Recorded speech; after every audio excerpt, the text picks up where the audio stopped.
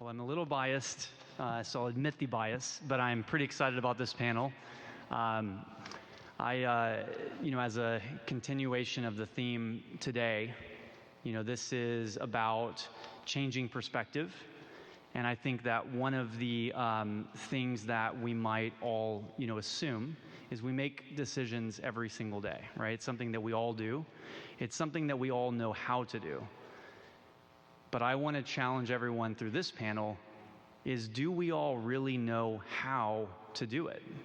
Do we really truly understand what goes into making a good decision?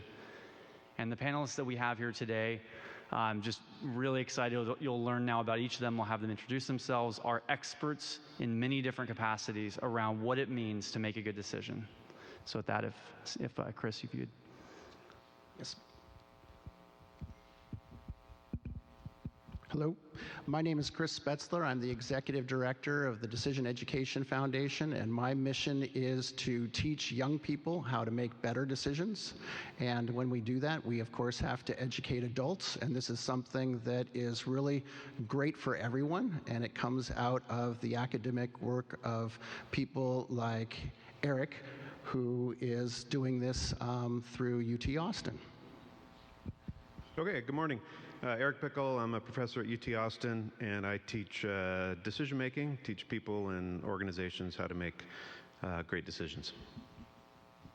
Our relationship to decision making in Unify is really about building the strategic capacity of the people that are closest to the challenges that we are trying to solve, so that they are able to regenerate the conditions that we are trying to create as we seek to shift the status quo to make change.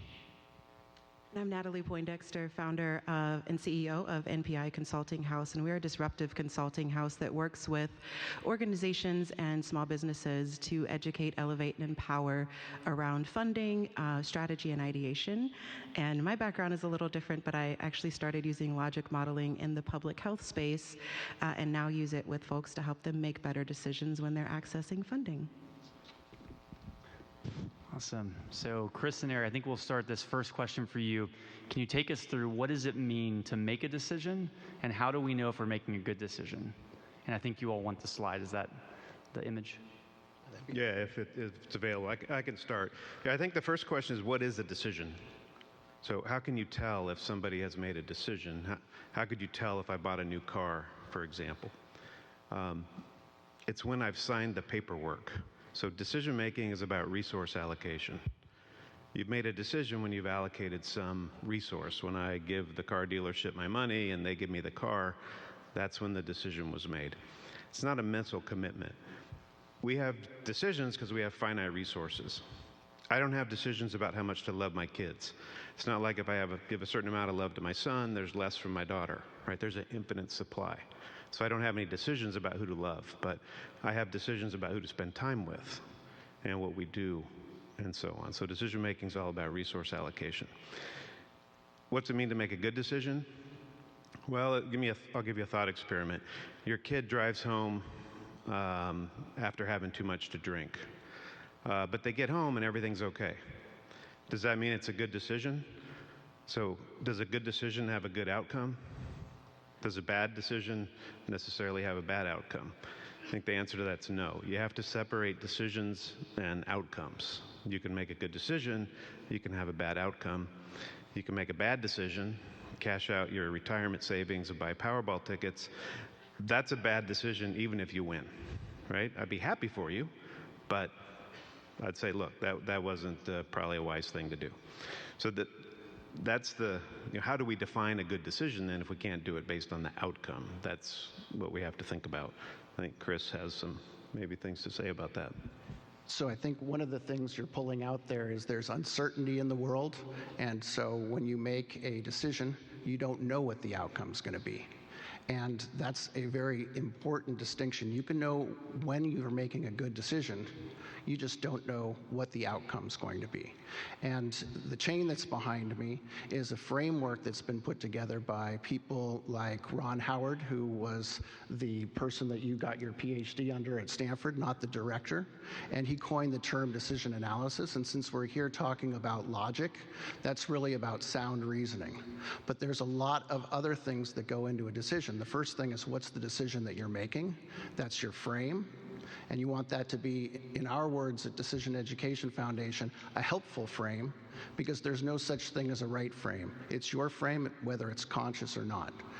Whether you're conscious you're making a decision or unconscious, if you do something, you've taken an action and you've made a decision. So then there are the values, what you want or don't want, the alternatives, what you can do, the information, what you can know. And what you want with your logic is to identify the alternative that gets you the most of what you want, given what you can know.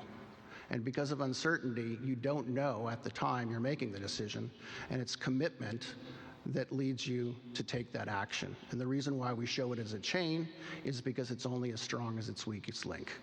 It's a model that's both necessary and sufficient. So if you think 6 is too many, think about which one you dropped or would drop. Or think about a decision that didn't go so well, and where was their weakness in your chain? For me, it's often in that commitment to follow through. I know what I want to do, it's a good decision, and then the point comes and I hit snooze as opposed to get up and go in and work out.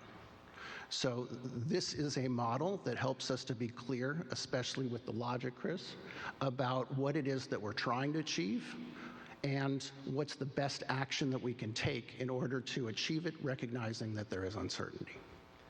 I could add just one thing. So any decision that you've ever made or will make has 3 components, right? You have what you can do, your alternatives, what you know or don't know, your information, and what you want, your values or your preferences.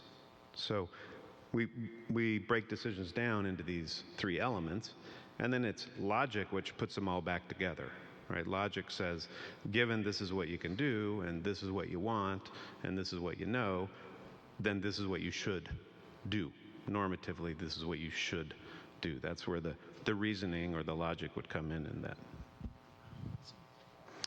And Brandon and Natalie, so as a professional logic modeler, and as Brandon, someone that looks for better collaboration through logic, could you all touch a little bit on just what logic means to you both and how that fits now back into decision making? Yeah, I think when you're talking about using logic modeling, which is something that helps you navigate from my end goal and moving backwards, but then also all of the things that go into it. And so when you've made this good decision, what does success look like and what are those outcomes? But my favorite part are those key assumptions when it comes to logic models. You're believing that good thing is going to happen, or you're believing that strategic process that you put in place is going to be successful. And so when you're looking back, my other piece around this is evaluation. And how are you collecting that data to make sure that you've done everything that you could along the way? I think that's the piece behind making that good decision, is saying, did I fact check myself? Did I spend the time that I needed reflecting? Am I using the good information that is necessary to fix the problems that might have come up? But then also, how do I reiterate and go back to my, again, key piece of success? I'm going to be brief because I want to help us pick up time. Eric mentioned resource allocation and the fundamental role that resources play in defining when we need to make a decision. When we think about how we work to shift the status quo and make the decisions and create the actions that are necessary to create change, logic models, in the manner that Natalie described, help us move from aspiration to activities to outputs to outcomes, so that there is a way to take our inspiration and our aspiration and make it into something concrete, tangible, and measurable in the world. If we're going to make change, we need to be able to do collective decision making as well. And so the manner in which we organize strategy and think about that is using the resources that we have to get the power we need to make the change that we want. So Eric, can you tell us, you've had a very long backstory in working for the Strategic Decisions Group, and you've advised many hedge funds and organizations on how they make, organizational decisions. Could you take us through a few of the, case studies where, you came in and really helped walk that organization through making a better decision, and what might have happened if you hadn't facilitated that? I'll be brief, and there's also confidentiality, so I can't go into lots of details. But we tend to work on decisions where there's a lot of risk and uncertainty, and big capital investment types of decisions. So after the Deepwater Horizon blowout, and in the Gulf of Mexico, there was a lot of work around, should we have emergency systems standing by in order to handle another such event anywhere around the world? That involves large capital investments to have that kind of equipment standing by, and you have to keep it warm and ready to use. You can't have it just like in a warehouse somewhere. So it's very expensive. And what's the probability there would be another event like that in the future? And these are somewhat rare events, but people tend to not think very clearly about probability, and especially rare events. And in that particular situation, I remember there was some testimony before Congress.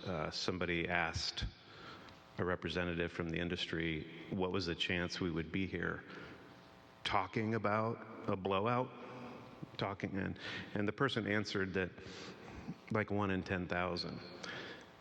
The chance that one well would have a blowout might be 1 in 10,000, but when you drill 14,000 wells, the chance we would be there discussing a blowout somewhere was very high.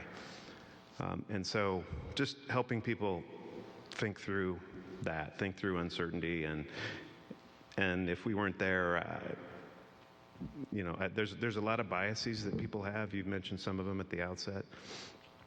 I think sunk cost is a big bias. We do things now because we're trying to recover, costs in the past. And so I don't know if that completely answers it, Chris. I could go into more details, but it's that kind of thing. A lot of uncertainty and big capital investments is where I tend to work. I think that's great, and obviously encourage everyone. We'll be here, all the speakers will be here afterwards, so encourage anyone that wants to engage in further discussion. And then, Chris, can you talk a little bit about just, how you've helped, the next generation, and, what's the impact that your work has had on the next generation in decision making? Yeah, so if we think about how at the societal level, or these big decisions, recovery from oil wells, often we as individuals don't have much of an impact that we can make. However, decisions are our steering wheel in life. They're the one thing that we can control. Everything else is basically an uncertainty. They're the things that we can control. They're the things that we can't control. Those are the uncertainties. And potentially, they're the things that we can influence. So even having this framework, even having this language to be able to think through things, not only helps us as individuals, but when we're talking about collaboration, that's something that helps us to be clear about what it is that we're trying to achieve and why we're trying to achieve it and what actions that we can take. So even having this framework helps us to collaborate to make better common decisions. So when we're teaching young people, one of the things that schools are often worried about is that they also have parents. And you don't want to have a situation where a kid comes home and they say, I learned about decision making and you're all making some terrible decisions around here. So you got to also educate the parents. So we had an experience where we did a workshop at Intel.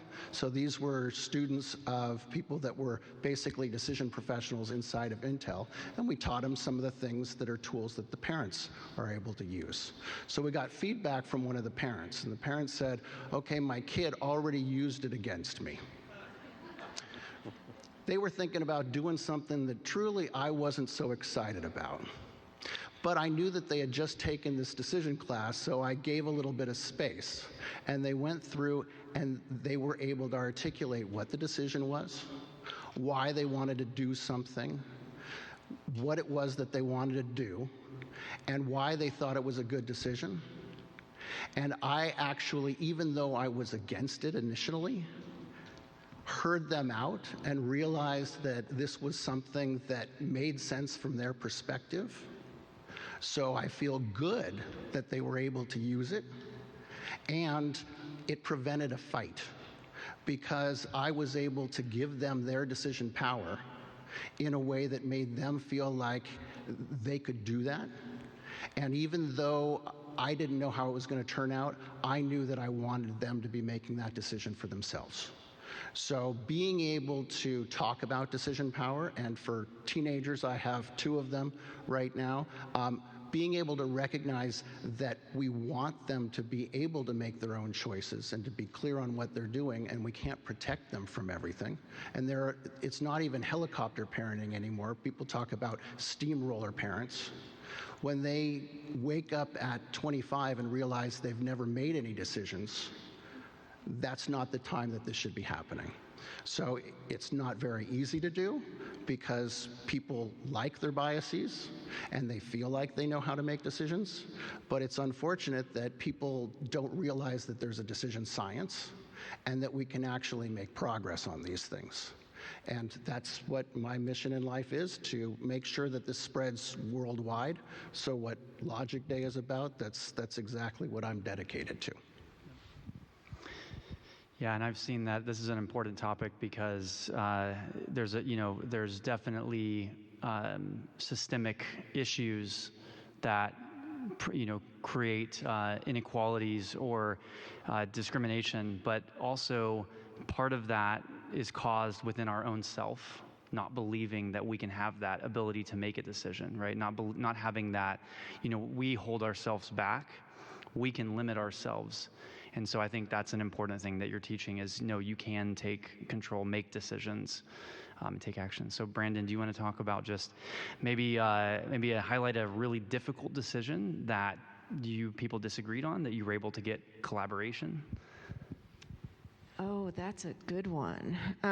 So I used to work in criminal justice policy, and one of the issues that I worked on, back in 2006, was incredibly contentious. It was about helping, in the state of Massachusetts, it was about helping people get access to employment and housing after they had been incarcerated. And this was incredibly divisive because we had a history in our politics of demonizing and eliminating candidates based on thorny criminal justice issues. And I want to key in, Chris, on what you said about understanding that we can make decisions, that agency that Logic Tree is working to create among people. Part of what helped us bring people together across very, very viscerally felt differences is that we started that decision-making process by helping folks understand their common values and feel like agents of change in that decision-making process. How many of you have ever received one of those political emails that are like, the world is burning down, give $5, or the world is burning down, click this to send a pre-made message to your representative? Did you feel like a powerful agent of change when that action was requested? So really giving people accessible tools to feel like agents of change and connect their values to action, starting from that values place, but then being very clear how we get from point A to point B, which Logic Tree is making accessible, which Natalie's models and these fellows are working on at the individual and collective level, is what really helped us in that setting. And I'm just so excited about how we can make that process more accessible to more people.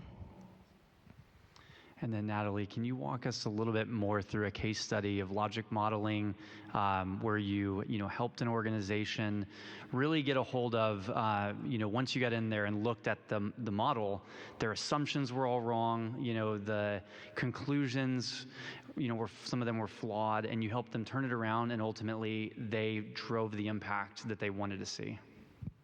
Yeah, so I always tell folks when they're going after funding, what's the impact that you're going to make? Because that's what your funders need to know. That's the information that's going to help them select you. And so usually my conversation goes, what is it that you want to do? And this is pretty much with every single one of them. They're like, save the world. And I'm like, fantastic. Yes, you do. And this is why you need the $1 million, right? But what are you going to do with that $1 million? And that's where we start to get back into those implicit bias moments of, yes, it's beautiful that you believe that you can do these things, but how are you actively going to make that happen? And what is that action step that's going to happen? So I think that even using things like Logic Tree to say that if and when statement and making it easier for them to see, if I do this thing, when this happens, then this is going to happen as well, right? And you see this almost real-time information. One of my favorites was we were writing for a large funder, and this is actually how I got my start into logic modeling, was the funder came back and said, we need to know how you're evaluating the plan, the program. And everyone was like, well, we're going to save the children, and the organization's going to get some funding, and we're going to hire some people. It's like, that's fantastic. That is, it really is. But what does that mean, right? And I think that's the part that I love to bring in, is asking for them to go into that visionary moment. Go into those big ideas. We talked about this on Friday of leave the box. Leave the structure that we've been built and told as adults that this is how you function, this is the lane you drive in, these are the things you do, scrap it. And that's usually what I have to pull from folks of like, where's that fourth grade mentality of going and taking over the world? And you had this brilliant theory in fifth grade, in fourth grade, that you were going to do this thing, you were going to save all of the animals, you were going to plant all the trees, and you were going to do all of these things, so go do it. Go back to that person. And that's my part within this, is the excitement of reminding people, be the visionary, track your process, make your impact. And have you had some of the pushback with that logic modeling? Was there some pushback with going through that process? It's exactly fun sounding at first. No, it's not. It is very much so. You see these rows and these columns, and you're like, great, this is another box that I have to put myself in. But I think that the pushback I typically get is my favorite phrase, but this is how we've always done it. And Chris Spetzler and I were talking in the back about values. And a lot of organizations value what they want to do. They value their mission, their vision, their community, their audience, but that doesn't necessarily mean that that's the best decision. And so being comfortable in saying, could we make a better decision? And how do we map that out? And using tools, that visual tool to say, this is how we map things, and then you get a moment of this reflection. So it's not coming in and saying like, shame on you, no, that was a bad decision. It's saying, could you take a step back and maybe agitate this a little bit? Could you take a step back and maybe be the disruptor in your own decision process? And that's usually, hopefully, most of the time, I'll say that very high level, that people say, okay, yeah, we can change this, and that's okay. Well, during the keynote, I gave a brief description of how we see logic, but would love if y'all would just provide a simple, what do you think of logic? How do you define it, and how does that fit into the decision? Just a quick, how you would maybe describe logic. Well, there's the logic that's similar to the Swiss logician that we heard from, and then there's the logic that we as individuals give our own definition. So if you look at that decision chain, you recognize there's only the logic that is objective in the sound reason. Ultimately, we've got to position humans in the middle of all of this because it's their values, it's the alternatives that they see, it's the information that they have within their frame, and they're going to have to go ahead and do it. So ultimately, it's our own vision of what is logic, and then it's also understanding where we fall down, what we call decision traps, because there are problems with saying bias these days. And we need to recognize that, in fact, we fall into decision traps. We have blind spots. We need to get other perspectives. We need to get information that is at variance so that we have a better decision, that either that's for us individually, or it's also when we're working together with people that we can adopt different perspectives, see different alternatives, be open to new information. So that's logic as it plays in what we think about decision making. And real quick on that, how does someone identify when they're in a decision trap? Is there an easy way to identify that and then pull oneself out of that? So Daniel Kahneman is one Nobel. Richard Taylor just got another one. There is at least one or two more that are specific to this area of behavioral decision science. And I think what Kahneman says is we're terrible at identifying it in ourselves. And what we really need is a decision coach, somebody that can give us that outside observation and maybe help us go through the checklist of, what is the decision you're making? Why are you doing it?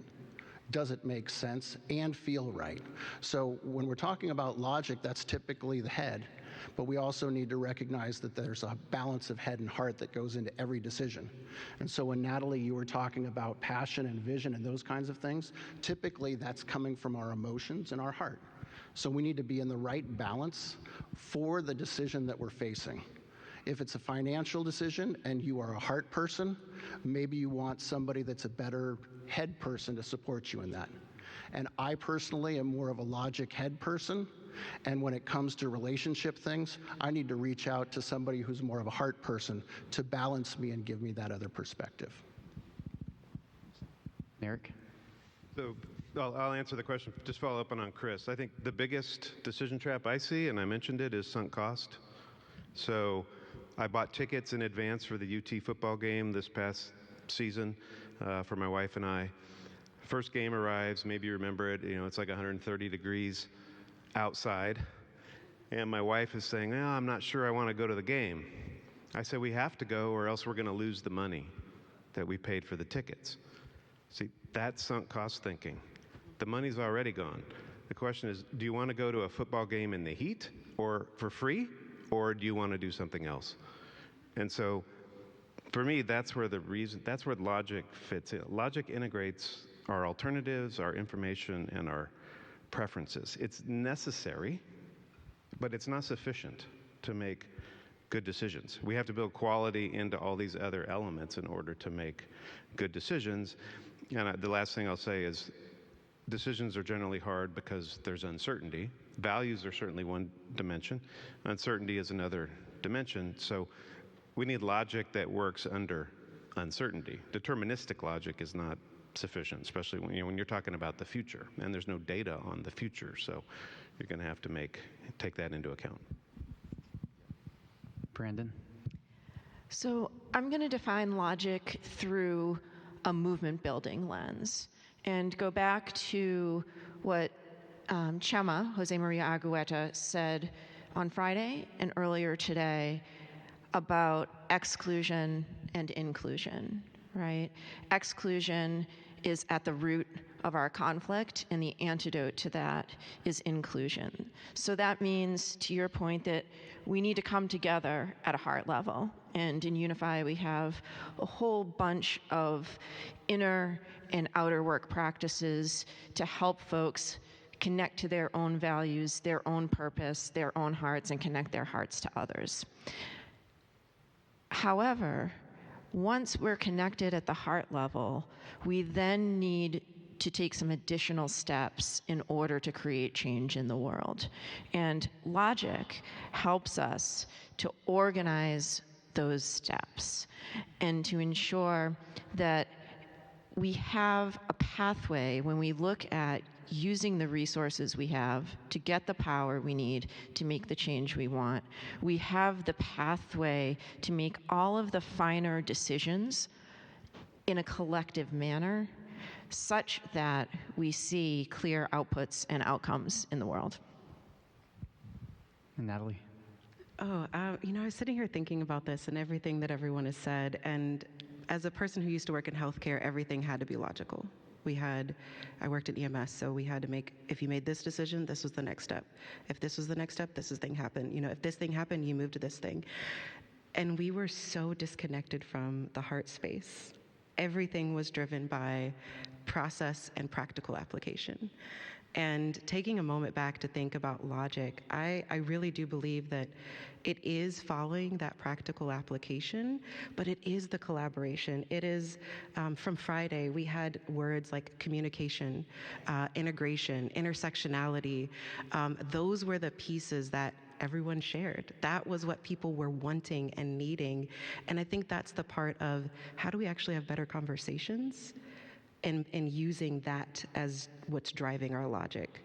I know that's kind of an obscure way of answering, but using what we collected and using the data, using that qualitative data to say, this is how we can make a better logical decision with a more, a potentially successful outcome. And if it's not a successful outcome, at least we started with true collaboration and communication. So I think that's pulling logic back in from the heart and head space. Well, last question, and we'll continue with you, Natalie. What is, for everyone, what's one actionable resource or thing that you would want, if anyone wants to learn more, what would be that one thing you would say, go learn about this? And if there's a specific resource or place they could learn about it, what would you recommend? Mind mapping. Mind mapping is amazing. I see head nods, so I'm like, yes, those are my people. Mind mapping is awesome. It helps you go from big ideas to small ideas, and then you get to see this beautiful picture of what's connected, what has synergy, what is flowing in the right way, what is really this outlier that is a hopeful thing that we get to do. And I'm biased on this. This is my explicit bias, is Miro, M-I-R-O. They have a phenomenal logic modeling tool as well as a mind mapping tool. Happy to talk to anybody after this about this as well, or share out the compilation of what we collected from World Logic Day as well. But I would say mind mapping, and it's an easy way to do it. It looks just like a lot of different bubbles and connections. So go check it out. And I'd say power mapping. So as we're bringing that definition of strategy that I put forward to life, one of the key ingredients that we use to figure out what is the power that we need to make the change that we want is power mapping. I also want to mention that the combination of some of the practices and structures for thinking about power shifting that I've shared, marrying them with logic and with the tools that Logic Tree is providing from a data standpoint is a way of showing respect to people because it helps use their time better. And as movement leaders and as movement builders, respecting and engaging people's time productively is one of the keys to actually growing a movement that can create the kind of change that Indy invited. So for power mapping, there are a number of great resources and books that you can read, Marshall Gans, Hari Han, and we conduct trainings on power mapping, and delighted to talk with anyone about that. This decision quality framework that Chris talked about, I think if you want to learn more about that, for me, that was sort of life-changing, a good place to start. There's a book called Decision Quality on Amazon, and then I've given a number of webinars that are online for free, so if you just put in my name and Decision Quality, if you want to learn more. So decisioneducation.org is a place where there are resources like this that are practical at the place where it's something that youth can get it, but then that's something that's applicable for any age. One of the things that I wanted to pick up over here is we all want collaboration, but then we see a lot of conflict. And this is a language that helps us get through conflict because it allows us to share where it is that we're coming from. I'll give you an example with my wife. So she's had this training because she's been indoctrinated through our family, right? I'm second generation. I grew up on Decision Island. I was practiced on. I'm passionate about this stuff because I got only a view onto that from that my father was a pioneer in this area when I had graduated from college. And I said, wow, this is really amazing. And I look at my life and I said, I never accepted the frame. I always created another alternative. I optimized as much that I could, and I'm still doing it today. I want other people to have this superpower. But when I'm in conflict with my wife, we can actually come up with a list of what are the values of the things that we want and we don't want. And what we really have disagreement about is not what the values are, but where we prioritize them differently. So we can unpack things, or when we're talking about information, we can say, well, this is what's most compelling to me, and I might think that it's a big thing, and she might think that it's a small thing, but at least we can go and we can look at where's the information coming from, and what can we actually take from it. So I know that artificial intelligence is going to be one of the topics we're going to be moving to, and it's a big deal, and it's something that ultimately still needs to have the humans inside of it, because artificial intelligence does not give you values. And the framework that I see you giving, you're giving the frames to people, and you're giving them access to sort of an expert structuring and access also to the information. But we still need to have that correlate to where an individual is coming from. And ultimately, artificial intelligence needs to be augmented intelligence. It would be a failure if people would give their decision-making to the machines. What they need to do is use that extra information or that extra set of alternatives that will help us to get to better choices and get us to a collaboration. Because I think what we see is people coming from their own frame, putting forth their own information, and not listening to each other. And if we can just notice that we're above 80% of agreement in our values, that we get a lot further in our conversations. And typically, that's where I get to with my wife once we've been clear about what it is we're feeling and what it is that we're seeing. Either that or we make a bet because there's an uncertainty, and we'll see how it resolves. Well, I think there's a lot of wisdom in that last part too, of sharing that, it's not just enough to understand if you have shared values. You have to understand the prioritization of those values as well and how that plays out in decisions. And also agreed, the theme here today is artificial intelligence is here, and the next panel is on that. And, it's an amazing technology. There's also some of the maybe fears and trepidations, but if we look to these technologies saying, how can this augment our decision-making, our intelligence, and keep human intelligence ahead of artificial intelligence and thriving? So with that, I want to say thank you to our panelists, and if we can give them a round of applause.